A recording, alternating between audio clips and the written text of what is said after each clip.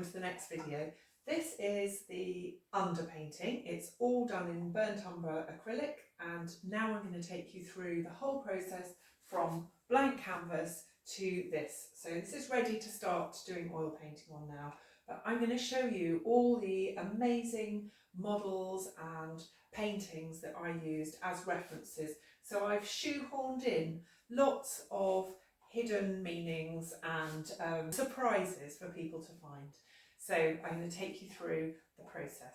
So it's a bit strobey, but basically you can adjust the transparency of this. So I've lined up the grid here with the squares on the canvas, and then when I'm ready I can do this so I can see the image, and literally you can see. So I'm putting in the shape of the form of the raft like this, and my plan is, hopefully you can see some of this. So the plan is to, so I can just sort of trace the figures through the lens, and then as far as I can, I will line up the stripes on the quilt in my version with the planks in the raft. It's really fantastic how with Corriard and the other two survivors he spoke to, Jericho documented really quite accurately the structure of the raft, because they had quite a while to make the raft, and the one of the survivors actually made Jericho a model of the raft to use in his studio for the painting. Just marking key things. This figure I'm going to be doing pretty accurately, although it'll be a woman, so it was quite good to have that arm really well mapped in. There's going to be the well here anyway, so I'm not too worried about those details, but anything I can line up I will, because I think it'll help with just making things feel recognisable to anyone who knows the painting. Here's the blank canvas now with the original Raft of the Medusa painting transferred onto it, ready for me to start doing the underpainting. So let's take a look at some of the references that I'll be using, and I'll try and give you a hint at what they're getting at. But overall, I've just tried to kind of match the shapes, but also perhaps the spirit of some of the figures on the original raft.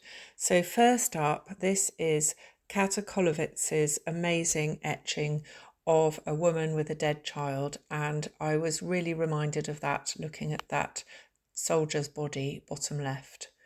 The figures at the bottom of the mast, I think there were actually 4 of them. I'm trying to reimagine those as the 3 Graces. So first up, and the only one of the references that I'll be showing, is Claire Creed, who is a fantastic life model, pole dance instructor and bodybuilder. So I have actually used Claire's image in place of some of the sheeting around the mast, and then reimagined the mast as the pole. So next is in the middle, in the sort of chaos of the middle, I've imagined that as a woman giving birth, and took the opportunity to cast myself as the midwife. For the 2 figures just below this photograph, I used my kids, who very kindly modelled. So you can probably see there's quite a good match. I wanted Leon to be just draped like they'd been out to, I don't know, a ball or some kind of function, black tie, and he's just basically just got a bit dishevelled. Then I've used Izzy again, so I'll be changing her hair and things in the other one, but I'll probably keep her from this one. So here I wanted to represent that figure bottom left in Jericho's painting, but using Izzy, I'm trying to show just somebody being, reading in their own world. And now I was delighted with this. So this is a photo which I have bought the rights to from David Lintop, and this is from the 2022 World Cup final, England versus New Zealand, last line out, and I just thought it mapped really well onto the pile of figures. So this represents teamwork. I wanted to represent the sexual abuse without glorifying it or actually showing it. So this is a brilliant painting by Elizabeth Serrani showing Timoclea, who is getting revenge. You can look her up. Okay, so now I need a reference photo for the quilt and for the midwife delivering the baby, and I thought this would be a great chance to pop in a self-portrait. So I have checked some birthing videos, and I know the position that I want to hold my hands.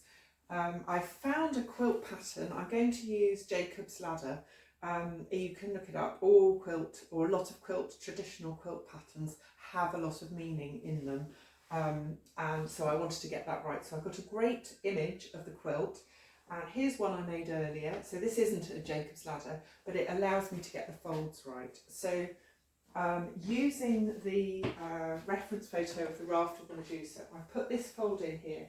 So this is where a beam of the raft is kind of up. I think I've got the camera set up right. And so now I'm looking for something to use as the baby's head. So I tried Steve, but obviously Steve is an adult size, so that's far too big. So we won't use that. Then I tried this camel, but it is like springs apart. So, and I think I need to hold it like this. And then, so finally I've come up with my trusty steed, my painting hat, which my sister loves, and so which I think I can kind of fold in on itself, and that should be about the right size to be a baby's head. So what I now need to do is get on up here and take some photos. You may notice I've got a bit of a bad hip, and so by the time this painting's finished, hopefully I'll be better able to move around, but it doesn't really matter. So it's quite good. So I would paint in an apron, and I'm trying to draw a parallel between the act of painting and delivery, but I'm just going to imagine this leg is... Okay, so there's my leg. I'm looking at my painting. Here's my baby's head. So this leg would be folded back, and okay. So I think you can see the apron, and so I think the midwife is holding, so the head is like that, and I'm just like this. So this is something I quite often do when I'm taking reference photos of myself. I take a video rather than a photo and just move around slightly so that I've got much more choice and I can just use a still from the video. Okay, let's see. And here's the fold. So that's good. And basically I can use that to draw looking through the Camera Lucida app. And then with the reference photo here, I can go up here and then put in block it in.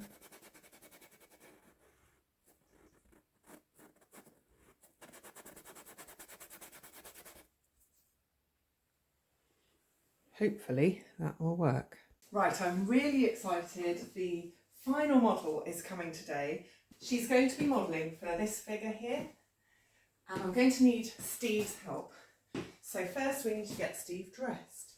Right then, Steve, this is going to seem a little bit strange, but what I'm going to do is cast Steve. Unlike the awkward process of getting a bra on and off, Steve can take his arms off, so that's quite helpful. So I'm going to slip this on. Okay, and put that back on.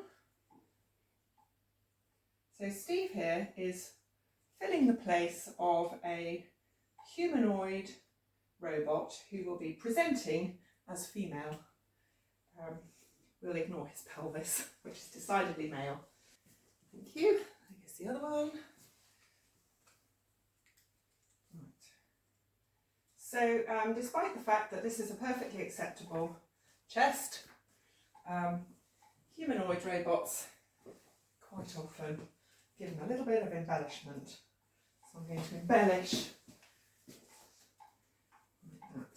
Right, that's about right. Okay, and a little bit of clothing.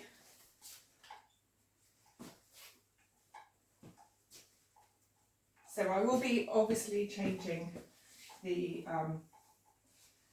image so that Steve looks much more like a robot.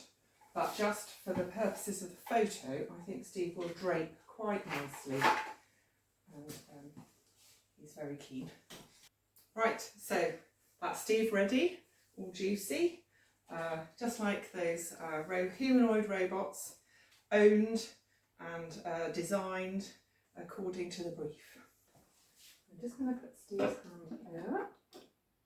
Right then, Anna, what are you thinking? I'm thinking about how this, Steve, our friend here, is the reality of the lifeless robot, and how these humanoid robots are just Steve. They're not anything more, even though we're told that they are. They're not people.